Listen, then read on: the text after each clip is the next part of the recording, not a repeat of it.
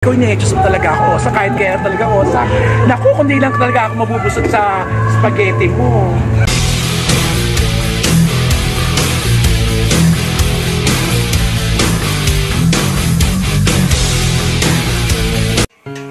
Hello mga ka-rockers, ayan, nagluto ko ngayon ng beef pasta, pesto, spaghetti para sa aking mga kasamahan sa Clowns Republic kasi nag-request sila ng bonggang-bongga.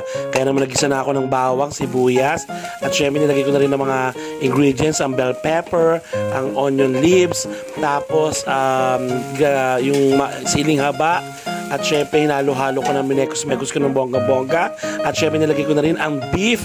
Ayan, beef meat mga ka-rockers, ayan ang pinagiling ko muna ng bonggang-bongga at in fairness talagang ang bango-bango ng amoy, promise, nakakatuwa. At syempre nilagyan ko na rin ng oyster sauce mga ka-rockers, ayan. At syempre hinalo-halo ko na ng bonggang-bongga, kailangan maluto muna ng konti ang beef at syempre nilagyan ko na ng pesto pasta sauce, ayan. So, 4 yung nilagay ko dyan mga ka-rockers. Ayan, medyo marami-rami kasi yung mga kakain. Kaya 4 yung nilagay ko para marami-raming sauce. At syempre nilagyan ko na rin ng dahon ng laurel. At syempre ang magic syrup in the house, baka naman. At syempre isang shrimp cubes para medyo malasa ng konti. At syempre ang Nestle cream, baka naman Nestle cream. 4 din yung nilagay ko niyan. Kaya bonggang-bongga, makrimi talaga siya ng bonggang-bongga. Diba? Ang sarap. Ang bango-bango niya makarakas habang niluluto ko. Talagang natatakam na ako ng bonggang-bongga. Excited na akong matikman ito, promise. Sana magustuhan nila.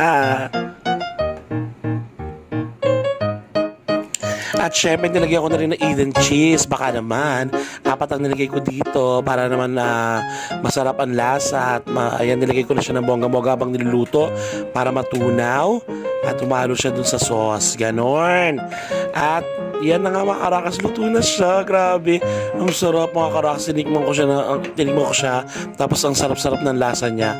At nagluto na rin ako ng pasta para kumpleto na ang spaghetti. Yes, let's get it run.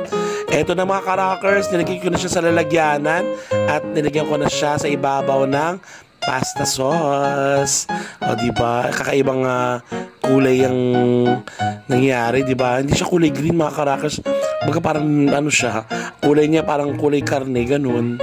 Naluto. Ayan, pero ang bango-bango. Nilagyan ko na rin ng cheese sa ibabaw para habang mainit siya, matunaw na siya, ganon, diba? 2 hours later. Ayan na mga karakas na dito sa Clowns Republic. Tignan natin kung ano masasabi nila. Diyos ko naman, Osas. Sabi mo wala, tapos mayroon pala. Ikaw niya, Diyos talaga ako. Sa kahit kaya talaga, Osas. Naku, kundi lang talaga ako mabubusog sa spaghetti mo. Kain ka para ano? Busy bibig mo dahil? Ay, ikaw pala si Mitch. Ina mo.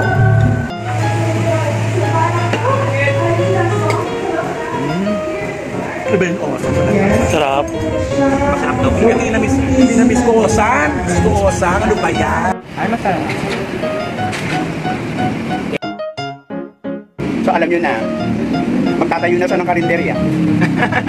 Alec Bobby. Alec Bobby. Ayaw, masarap.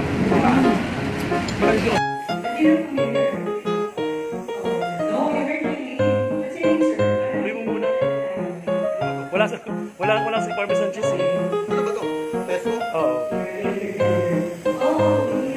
May sauce pa dun na.